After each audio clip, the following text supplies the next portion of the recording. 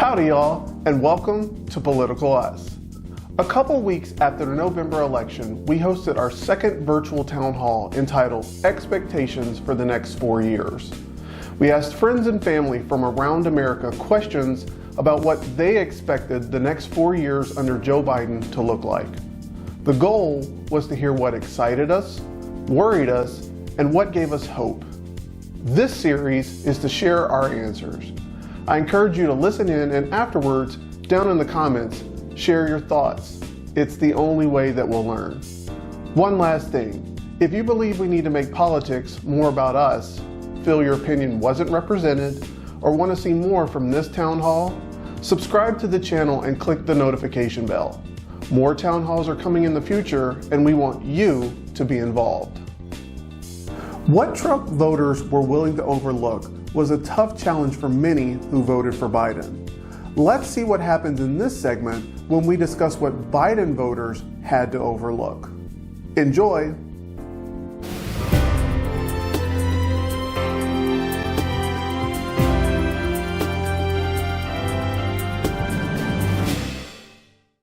Okay, so I'm going to derail to something else. We're going to come away from the media for a second, and let's talk another villain in the room.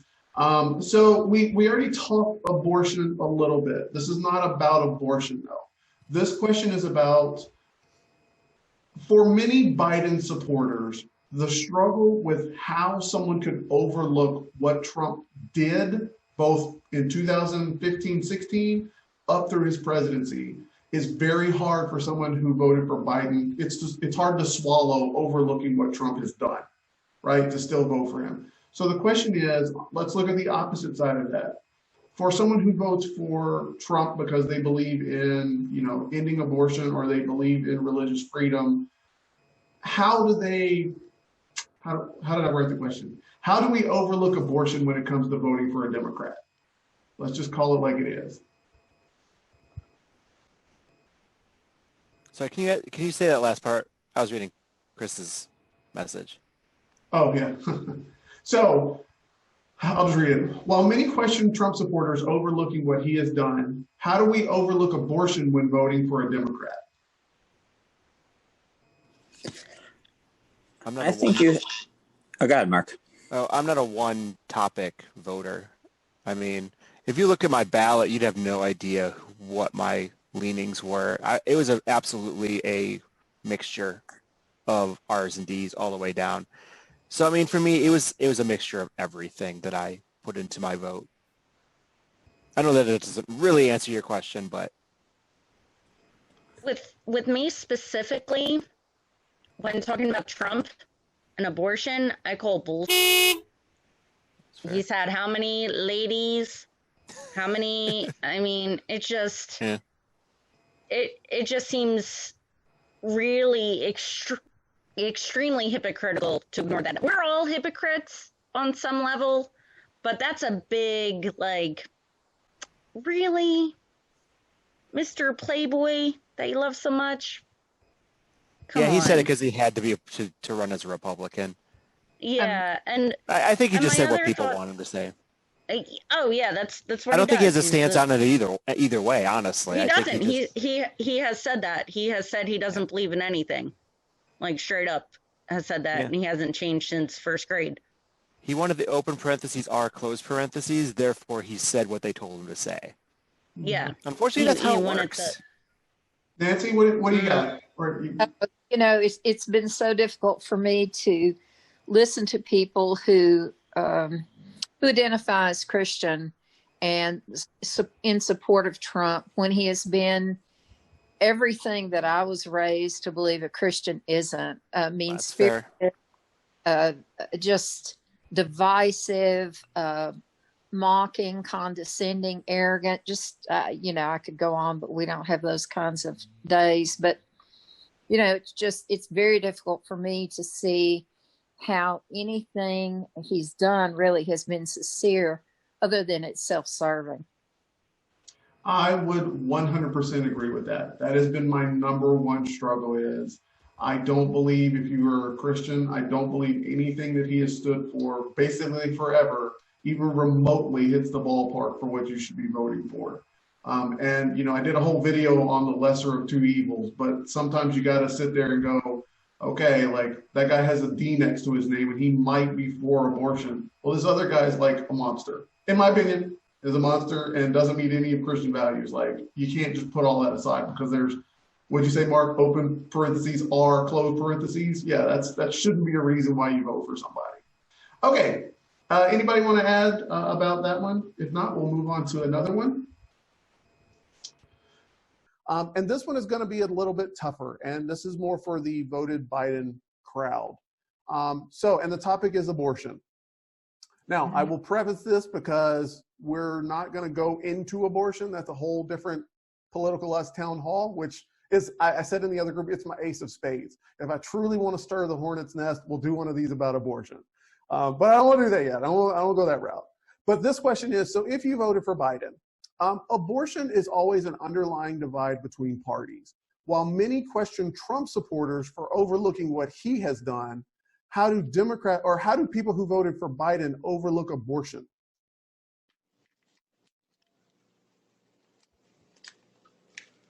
What?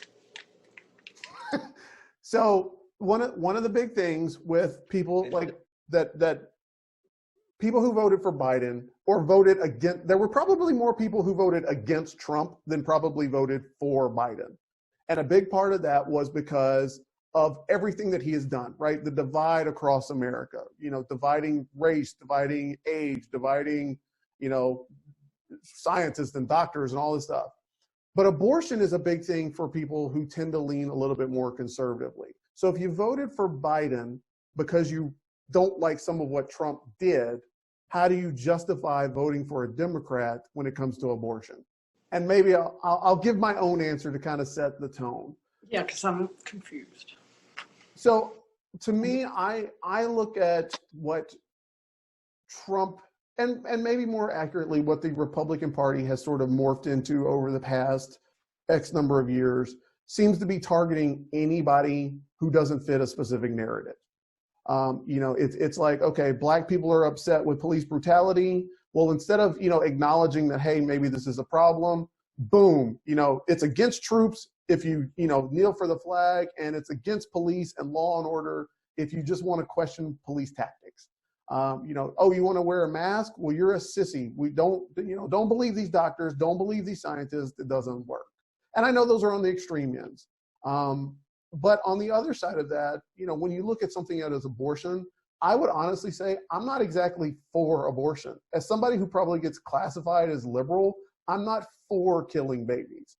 That's not even remotely the case. I am for, better sex education. I'm for better medical, treatment for mothers and for babies to be. I'm also a big proponent of quality of life after the fact. If you're going to tell me that a baby that is born in a family or to a mother that doesn't necessarily have the resources that they should have, okay, then as a society, we have to help them. I'm also a big proponent of make adoption easier and cheaper, and make it for people that actually want to go get a child, then okay, then that's fine. If we do all of those other things, then we can talk about the process of killing a baby and how it should be wrong and how it is wrong. But I don't view someone having to have a baby because of some sort of religious punishment for having sex out of marriage. I don't put that on the same level as do Black lives matter? I don't put that on the same level as Mexicans are sending their rapists and their murderers to America. Like, no, these are refugees that are looking for places. So to me, while it's tough to swallow that, that's how I would justify it. That's how I look at it and go, okay, I'll vote for a Democrat. Although I don't believe in abortion, there's a lot of other things around it that we're not willing to talk.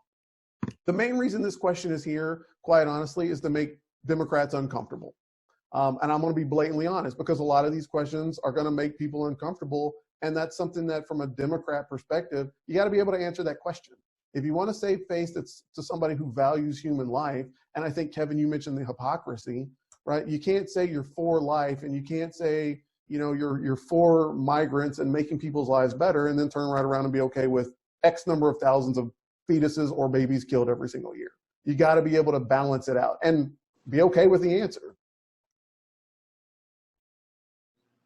And I think on the reverse side of that, to be honest, you can also say the people who have on the far right gone so far over where they criminalize every abortion, every time, everything, which is a complicated, very nuanced issue. If you're, just like you said, okay, so if you're willing to shut it all down, then what are you going to do to take care of these babies who are being born into abusive homes, who are being born to drug addicted mothers, alcoholic fathers, all of the things, and so I think it is such a nuanced, complicated issue. It's not just don't kill the babies. That's the very bottom line simplicity of it.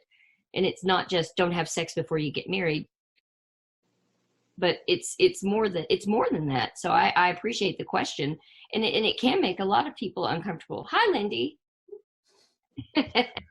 Stacy, did you have something you want to say? I saw you went off mute. Yes, thank you.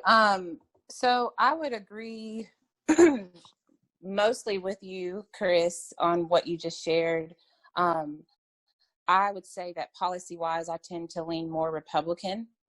However, I voted for Biden for many of the reasons that you mentioned about, it was kind of more of a vote against Trump as opposed to a vote for Biden. I am very pro-life.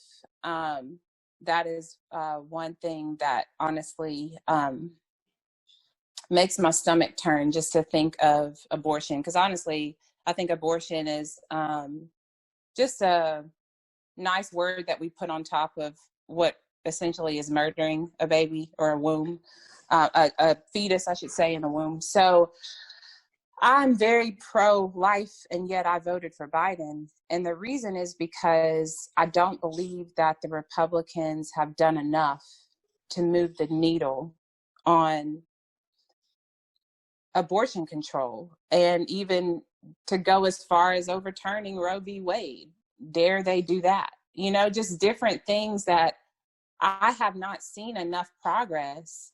And I'm sure many people on the call have heard of this statistic. Actually, abortion rates go down when a Democrat is in office as opposed to a Republican in office, presidentially. So when I'm thinking about preserving life, and I know that because, as Kara Capps just mentioned, I think is her name, because it's such a nuanced issue that isn't just simply about abortion or not abortion, or voting Democrat means killing babies or voting Republican means saving babies. It is not as simple as that.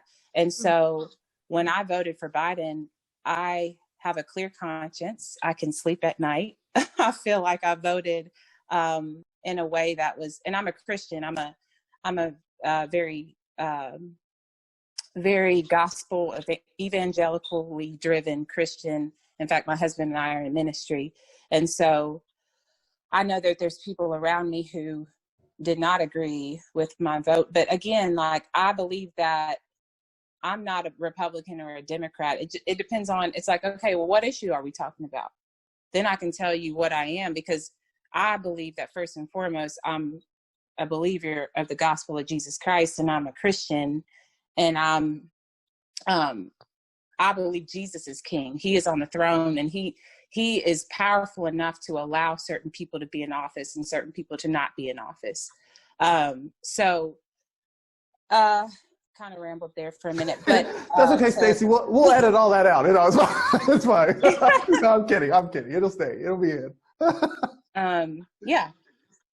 But yeah, I voted for Biden, and I feel like still as a voter for Biden, I still want to, as voters, we should demand things from the person in office. We should make our voice heard, and we should demand the political, the people who are in office.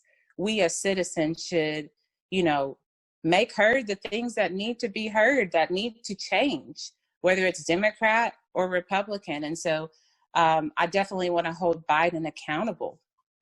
just different things like that, let alone other policies besides abortion. Okay. Nicely said. We're not going to edit any of that out. It was nicely said. Well, thanks. All right. Any other thoughts on that question? If not, we will move on to the next one. That's it for this segment. If you liked the conversation, make sure to hit that like button and let us know you enjoyed the content. Leave a comment if you have more to add, and make sure to subscribe to the channel for more videos. Thanks for watching and helping to make politics more about us.